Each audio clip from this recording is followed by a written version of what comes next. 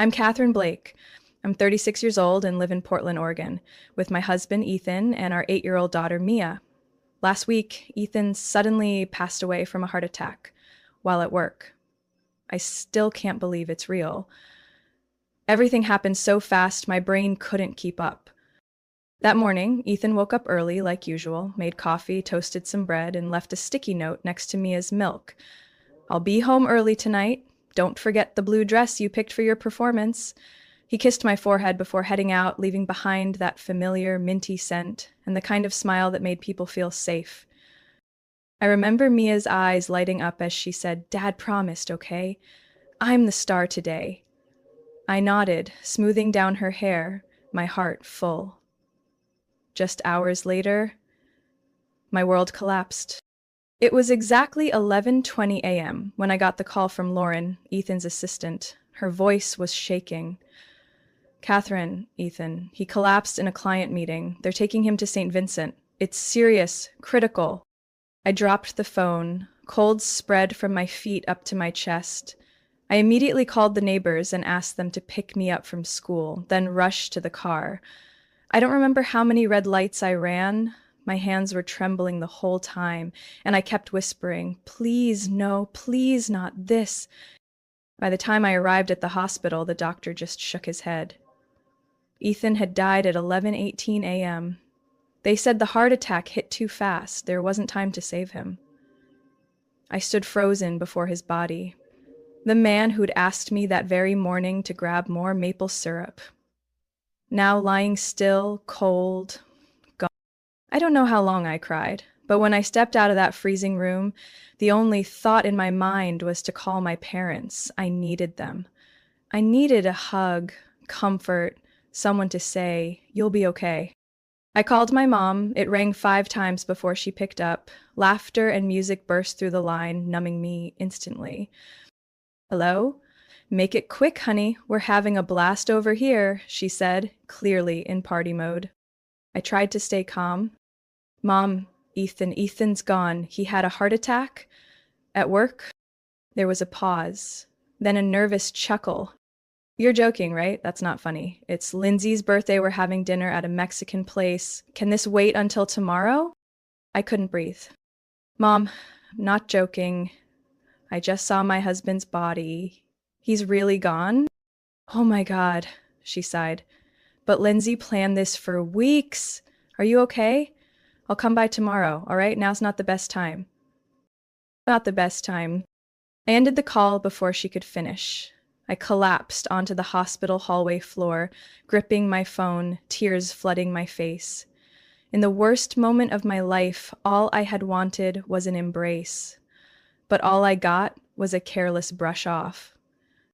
My mother chose birthday cake and margaritas over coming to me. No one held me that day. There was only silence and the tick-tock of the hospital clock clawing at my chest.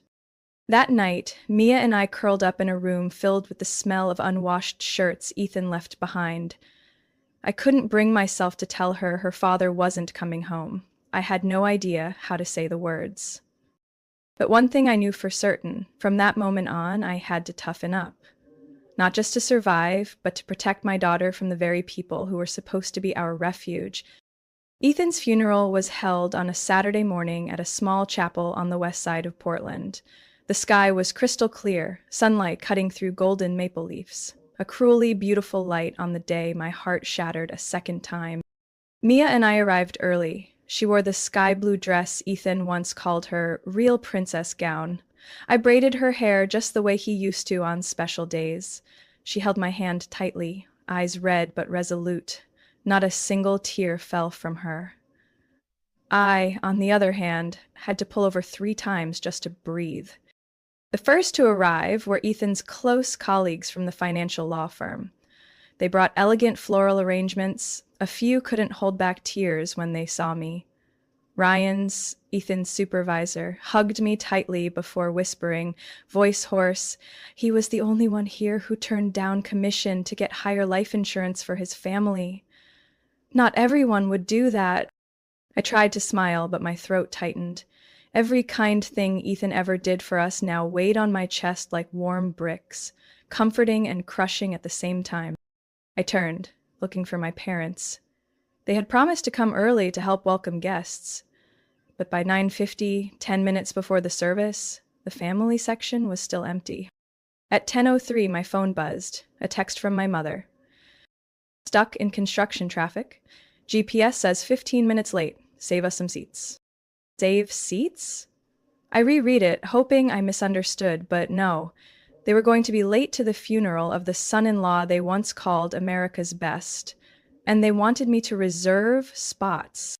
They walked in minutes after the service began. My mother's heels clacked sharply through the silence, heads turning. She wore a silver floral dress, not black. My father kept his golf outfit on, with only a token jacket thrown over it. And Lindsay, my sister, was on the phone. I held it in. They sat in the front row I'd left open. My mother bowed her head and dabbed her eyes with a tissue still creased from the packaging. I'd seen that kind of performance all my life. When the pastor invited me to give the eulogy, Lindsay leaned in to whisper to Mom, and they both glanced at their phones. I stepped up to the podium, mic in hand, voice trembling but not breaking. I spoke about Ethan, the man who never forgot to buy extra toothpaste before I asked, the dad who couldn't play soccer but watched YouTube every night to coach Mia's team. I talked about how he read bedtime stories even after 12-hour days, and I ended with his favorite line, "Family is a choice you make every day, not a part you play on weekends." I didn't look at my parents when I said it, but I knew they heard. The reception was held at our house. Ethan had remodeled the kitchen so there would be room for gatherings like this. I couldn't eat, but I greeted everyone, accepting hugs, condolences, little stories about Ethan I'd never heard before. Each one cut deep, but also helped piece him back together in my memory. Mom and Lindsay camped out on the living room couch. They didn't offer to help with tea or cleanup. My mom clutched a glass of wine, chatting with a distant cousin. I accidentally overheard her say, quietly, "I heard Ethan had a pretty big life insurance policy. Which firm handled it?" My mother turned sharply. "What did you just say?" She smiled. "Oh, nothing. Just curious, honey. You know, it's time to think ahead. It must have been a 6-figure payout." I didn't respond. A chill spread through me. Lindsay shrugged. "She means you're set now. I mean, Ethan left a lot, didn't he?" I set my glass on the counter, hands shaking. I looked at the 2 women who raised me and shared my childhood and realized they weren't really here for Ethan. They weren't grieving him. They came to see what Catherine got out of her husband's death. That night, after everyone left, I sat alone in the kitchen, surrounded by cold food and wilting flowers. Mia had fallen asleep on the couch, clutching one of Ethan's old sweaters. I looked at her, then looked away. The house was so quiet I could hear my own heartbeat. But my spirit was no longer fragile, no longer trembling. Something had changed after that final glance with my mother today. The funeral was an end for Ethan, but it was the beginning of an awakening for me. From now on, I would no longer romanticize blood ties. If they couldn't show up with love, they had no place in the world I was building, for Mia and for myself. 12 days after the funeral, when the house had begun to empty of flowers and the half-hearted hugs from neighbors, my parents showed up on my front porch. No warning, no message, just knocking on the door while I was sitting with Ethan's life insurance payout breakdown. I opened the door in an old pair of pajamas, my hair tied back in a loose bun, dark circles under my eyes. My mom wore a beige cashmere sweater clutching a large purse. My dad still had his usual banker look, crisp white shirt, blue tie, polished leather shoes. The kind he wore when visiting financial advisors. "We're just stopping by for a bit," my mom said quickly. "We need to talk, Catherine. Is Mia home?" "She's at school," I replied. I didn't invite them in, but they walked inside anyway, like this place had always been theirs since I was in 4th grade. I set my water bottle down on the table. They took the seats across from me like this was some formal family meeting. Not the first time we'd seen each other since Ethan's funeral. I knew they hadn't come to check on my well-being. My mom glanced around the living room, her eyes landing on the built-in speaker system Ethan had painstakingly installed over a week.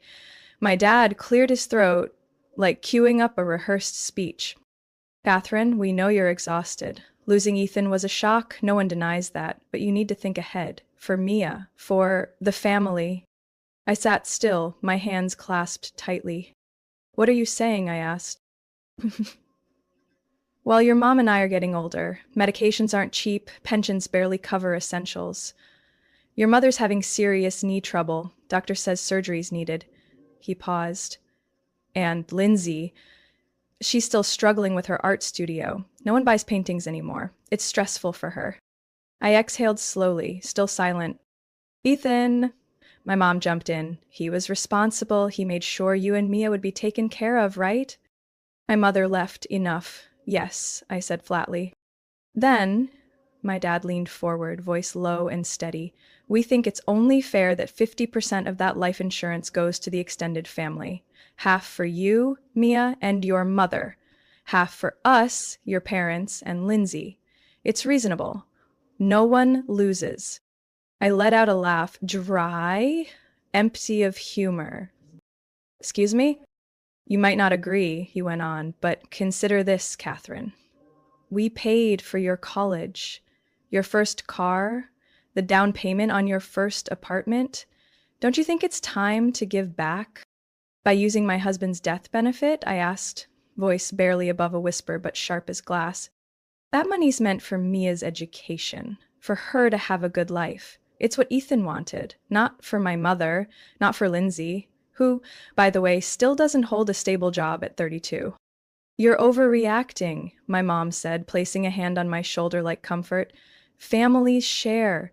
We're not asking for everything, just half. Ethan would have agreed. Don't use Ethan to justify this, I cut her off. He'd be furious. My dad's face darkened. He pulled a folder from his inner coat pocket. Pages of spreadsheets neatly printed. This outlines the division based on living needs, medical costs, future planning. Read it before deciding. I stood. No need. The answer is no. Not half, not a quarter, not 1 cent. Catherine, that's selfish, my mother snapped. How can you call yourself family? If being family means giving up my daughter's future for people who didn't even show up for us when it mattered, then I'd rather have no family at all. My dad's face turned red. You're destroying what's left of this family. No, I said, opening the door. You did that when you arrived late to Ethan's funeral, checked your phones during the service, and now come here demanding a share of a man who's barely been gone 2 weeks. No one walked out of my house with their head held high that day. When the door slammed behind them, something inside me cracked. And somehow, it also settled. It was the clean break I hadn't known I needed. 3 days after my parents left the house in that chilling silence, I thought things would quiet down. I was wrong, and the first to suffer from their greed wasn't me. It was Mia. That Wednesday, I picked her up early from school because of a headache. She unbuckled her seatbelt without saying a word, her face tight, lips pressed together like she was holding something in. When I opened the back door to help her with her backpack, she suddenly turned and asked, Mom, did Grandma and Grandpa try to take Dad's money? I froze. Who told you that? She looked down, her voice shrinking. At the funeral, when you were talking to Mr. Ryan, I went to find tissues. I heard Grandpa talking to Uncle Michael. He said Ethan left a massive insurance policy. It's time Catherine thinks of the family. My chest tightened. Mia went on, her eyes turning red. At first I thought I misheard, but on Monday, during art class, Grandma came by and gave me one of her old bracelets. Then she asked, Has your mom said anything about your dad's money? I told her no, and she said, Then don't say anything to anyone. This is grown-up stuff. I had to grip the car door to stay upright. Why would they do that to me? Mia looked up, tears falling. I thought they loved Dad. I thought they loved me too. I dropped to my knees, pulled her into my arms, stroking her hair with a tight throat. Mia, some people come into our lives because they love us. Others show up only when they want something. I'm sorry you had to see the ugly side of grown-ups so soon. She said nothing, just buried her face in my shoulder. We sat on the front steps in the soft evening light, wrapped in a heavy silence. For the first time, I felt like a part of her childhood had been stolen, not by choice, but by people who forced her to grow up too early. That evening, Mia ate dinner quietly, didn't ask about homework, and didn't beg for cartoons like she usually did. After the dishes, I found her in the living room with her sketchbook and a box of colored pencils. "What are you working on?" I asked. "Something important," she replied without looking up. I didn't press. Even though I was curious, I respected the space she needed. When she went to bed, I saw the unfinished drawing on the table, scrawled in wobbly block letters at the top. "The people who really love me." In the drawing, Mia, Ethan, and I were having dinner together. By the window stood a man in a blue cap. I recognized him instantly, Marcus, Ethan's younger brother. I hadn't spoken to Mia much about Marcus, who lived in Colorado but called occasionally. But maybe, for a child, a single genuine, "How are you feeling today?" was enough to feel real love. I sat down and typed a message to Marcus. "If you're free, could you come to Portland for a few days? Not just for me, but for Mia. She's aged years in just a few days, and I'm doing my best to keep her believing in good people." He replied in under 10 minutes. "Don't worry. I'll fly out tomorrow night. I promise, Ethan, if anything happened, I'd be there for the two of you." I broke down, not from anger this time, but from relief. For the first time in days, I didn't feel entirely alone. The next morning, as I prepped breakfast, Mia walked into the kitchen with a handmade envelope folded from craft paper. "This is for you, but you can't open it yet. Not until the right time." "When's the right time?" "When they come back. I think they will, right?" I nodded, swallowing a lump in my throat. "Maybe. And if they do, I promise you won't face them alone." Mia nodded back, then said something I'll never forget. "If they come back, I have something to say too." Dad said, "Sometimes being brave doesn't mean fighting. It means telling the truth, even if you're the smallest person in the room." I looked at her, my heart aching with pride. She was only 8, but in that moment I saw the brightest reflection of Ethan in her. Steady, kind, and unshakably brave, even when standing alone against those who shared her blood. Saturday afternoon, I received a text from my father. "Sunday, 2 p.m., family meeting at the house.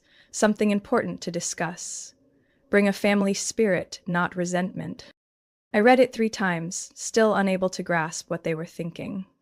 After everything, demanding a share of my husband's life insurance less than 2 weeks after the funeral, hurting my daughter, they still believed I would show up, listen, and reconsider? I planned not to go. I even typed a refusal, but then I looked over at Mia, sitting at the table, coloring a sheet of paper and carefully placing it into a yellow envelope. She looked at me, strangely calm. "Mom, I want to go. Dad wouldn't want us to hide." I nodded, not because I agreed, but because I knew Mia needed to say something. Not for me, for herself. We arrived on time. The house I grew up in felt more unfamiliar than ever. Parked outside were Uncle Charles's silver SUV and Aunt Linda's sedan. Dad opened the door, wearing a forced smile over tight nerves. Mom stood in the kitchen, pouring orange juice like it was a regular Sunday brunch. The living room had been rearranged. A large couch faced the coffee table, surrounded by 4 chairs like we were about to enter some kind of family tribunal. Lindsay sat beside Mom, fidgeting with her phone.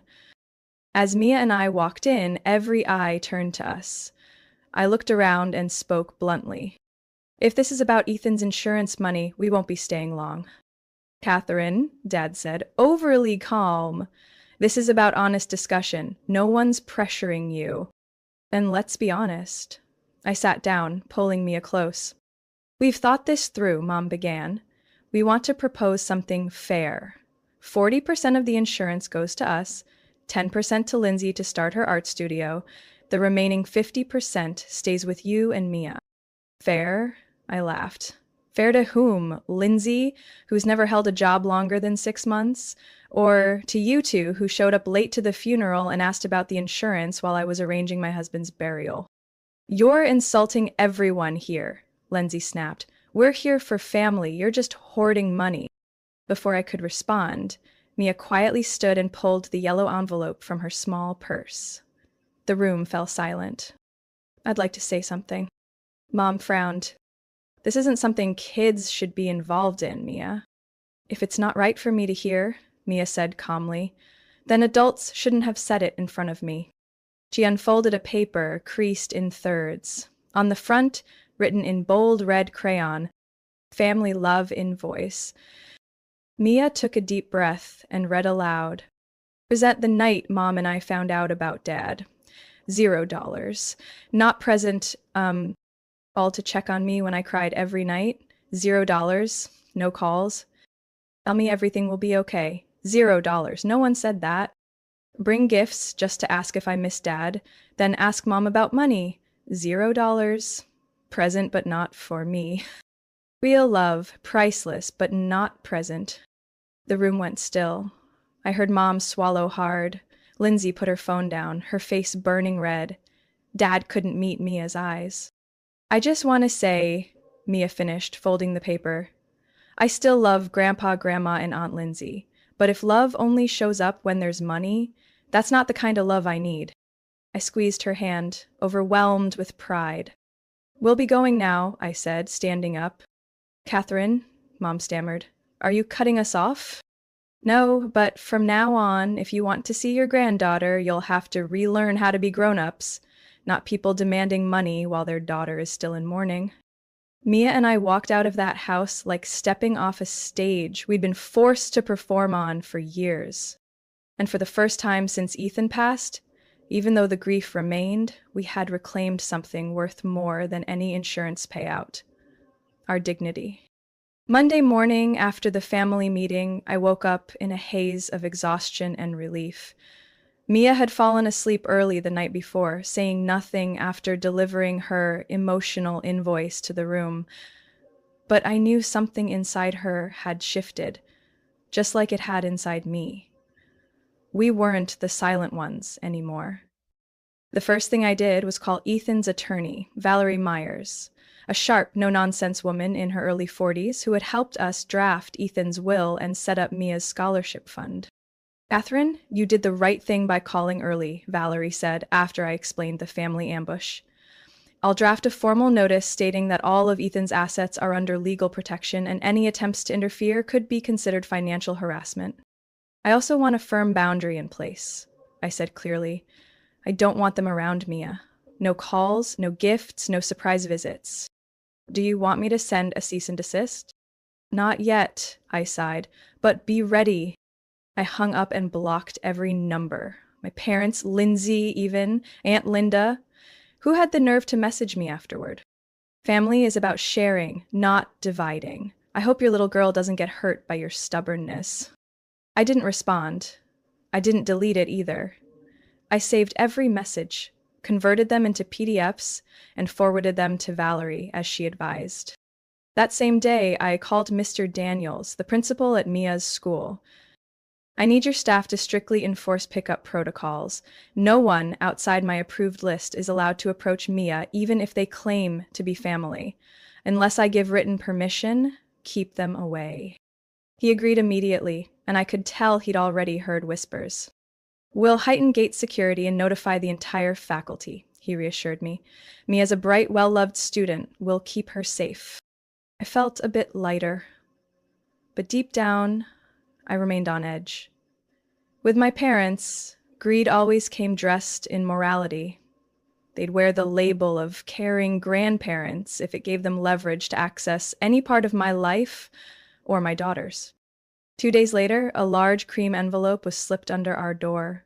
No postage, no return address. Inside was a typed letter signed Bradley and Elaine Whitaker. My parents' full names, written in their classic, guilt-drenched civility. We are deeply hurt by your reaction to what was meant as a gesture of goodwill. Denying grandparents access to their grandchild may constitute grounds for legal action if continued. We love Mia and only wish to fulfill our rightful role in her life. Please reconsider before things escalate. I didn't feel anger, just fatigue. They never apologized. They only rebranded old control in new language. I photographed every page and sent it to Valerie. If this goes on, I texted her, I want to escalate, restraining order if needed. She replied with one line, I'm on it. They've just drawn the line for us. Mia, meanwhile, never brought up her grandparents all week, until Friday night. As I folded laundry, she came into my room, hugging the bear pillow her dad had given her. Mom, if they come back, what will you do? I sat down and patted the bed. I won't let anyone hurt you again, no matter who they are. But what if they really apologize? I looked into her eyes. There was still hope. Some part of Mia still wanted to believe in the good version of family. And I couldn't take that from her. If they're sincere, I'll listen. But listening doesn't mean instant forgiveness. And forgiveness doesn't mean forgetting. She nodded, then asked one last question before curling into me. Do I get to choose not to forgive? I wrapped her in my arms. Yes, and you also get to choose not to let them back in, if they don't deserve it. That night, I silenced my phone, turned off all notifications, even shut down the Wi-Fi. I reopened our photo archive. Wedding pictures, Ethan cradling newborn Mia, our summer trip to Crater Lake, amid the threats, power plays, and letters masked as family concern. I realized I'd begun building a different kind of world. 10 days after the threatening letter from my parents, Marcus showed up on my porch one rainy afternoon, soaked coat, suitcase in hand, and a calm look in his eyes like he'd never left Portland. I thought you said you'd be back in the summer, I asked, still not believing it. Plans changed. The university in Denver granted me leave for the next semester, and your brother made it clear, if anything happens, be there with them, Marcus said firmly. So I'm here for at least 6 months, hopefully longer. I didn't say a word. I just nodded. Sometimes thank you feels too small for the weight someone's willing to carry. That night, Mia practically exploded with joy. She clung to Marcus like she'd found her father again. And in a way, she had. There was something of Ethan in Marcus. The way he walked, his laugh, even his ritual of making hot cocoa for kids with extra whipped cream. Uncle Marcus, do you know how to fix bikes? Mine's been all messed up for days. I do, and I can also make star-shaped pancakes. Want to trade? He winked. From that moment, our home no longer felt like a cave of grief.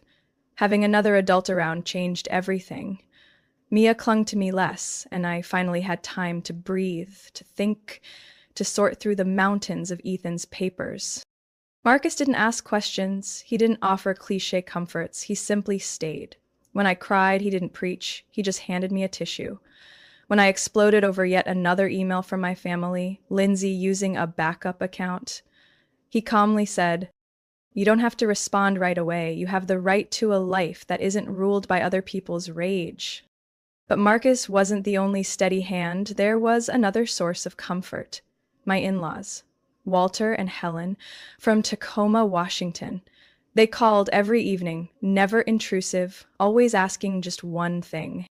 Catherine, how are you today? Did Mia smile? 3 weeks after the funeral, they drove nearly 4 hours to visit us. They brought food, photo albums of Ethan as a boy, and a tiny dress Mia had worn at age 3, one Helen had saved like treasure. I used to think mother-in-law dynamics would be the hardest part of grieving Ethan. I was wrong. Helen never tried to control anything. She just cooked, peeled fruit, and quietly placed flowers into the same crystal vase Ethan gave me one Valentine's Day. Ethan once said, if anything ever happened, you and Mia were his only priority. We didn't just lose a son, Catherine. We lost a piece of our hearts. But if we can still love Mia, then we haven't lost everything. I couldn't hold back tears. Walter didn't speak much, but that entire afternoon, he and Marcus repaired the backyard fence, the same one Ethan had always said he'd fix but never got around to. That evening at dinner, Mia pulled out a crayon drawing and handed it to Helen. I drew Grandpa, Grandma, and Daddy.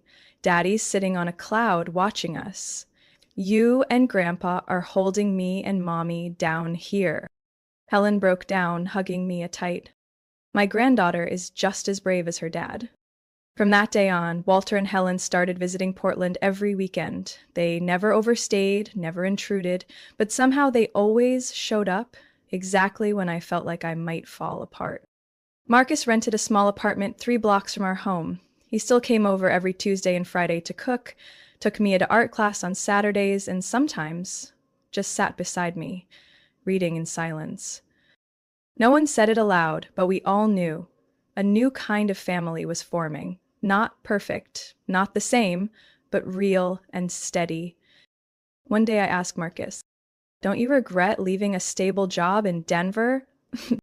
He shrugged. I had a brother I admired. He always chose family over career. Now I'm just doing the same, and Mia deserves a man who doesn't disappear. I turned away to hide my tears. As night fell, I looked around the house bathed in kitchen light.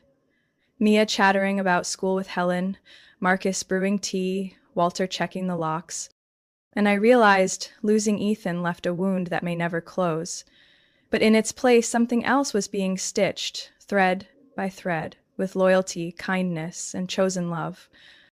And sometimes the best kind of family isn't bound by blood. It's made of those who stay, who love freely, and never ask for anything in return. One April morning, just as the tulips in the garden were blooming, I received a hand-delivered letter and a postcard of Cannon Beach, where Ethan once took us camping when Mia was 4. The envelope bore no legal emblem, no threats, no bolded headlines, just my mother's familiar handwriting, Elaine Whitaker. And the first line that made me sit down. "My daughter, if your heart is still open enough to read this, let this be a first attempt. Not to demand, but to understand." I didn't expect much. After months of hostile texts, disappointment letters, and Lindsay's vague posts accusing me of destroying the family, I thought I had every reason to keep the last doors shut. But I read it anyway. Not for them, for myself. I needed to know if the silence of the past 3 months was surrender or reflection. My mother wrote about the night of the family meeting when Mia read her emotional invoice, how it left her without excuses. She shared that she saw a therapist for the first time, something my father resisted for weeks before joining her later. She didn't ask for forgiveness, she simply wrote.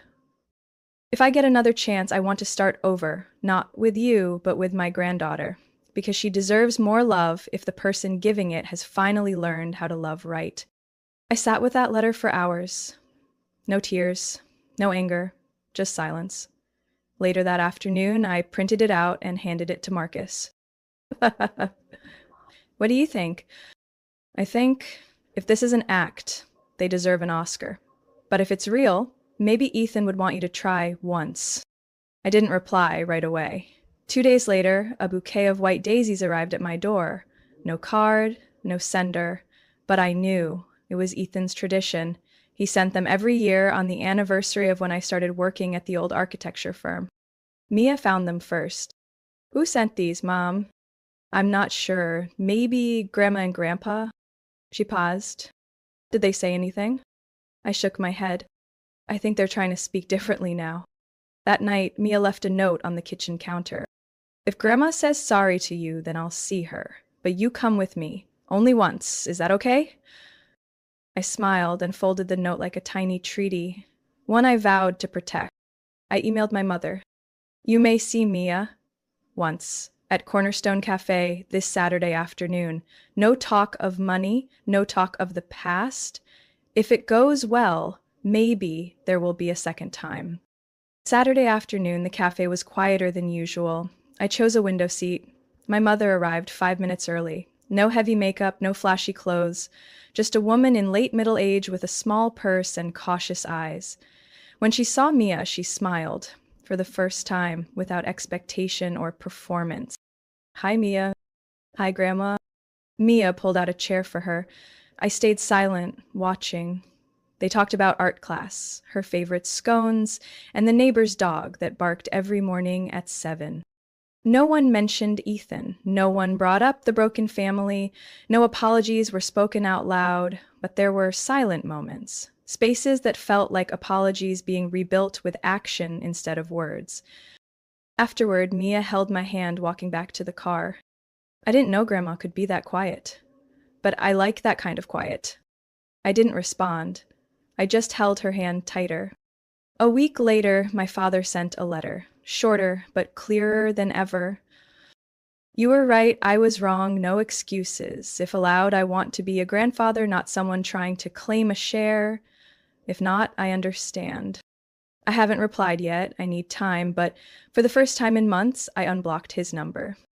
Because sometimes, forgiveness doesn't begin with forgetting, it starts with a door cracked open, just enough for light to slip through, and the rest, they must walk through on their own feet, with the truth in their hands. Catherine's story is a reminder that not everyone labeled family deserves a place in your life. When loss strikes, truth surfaces.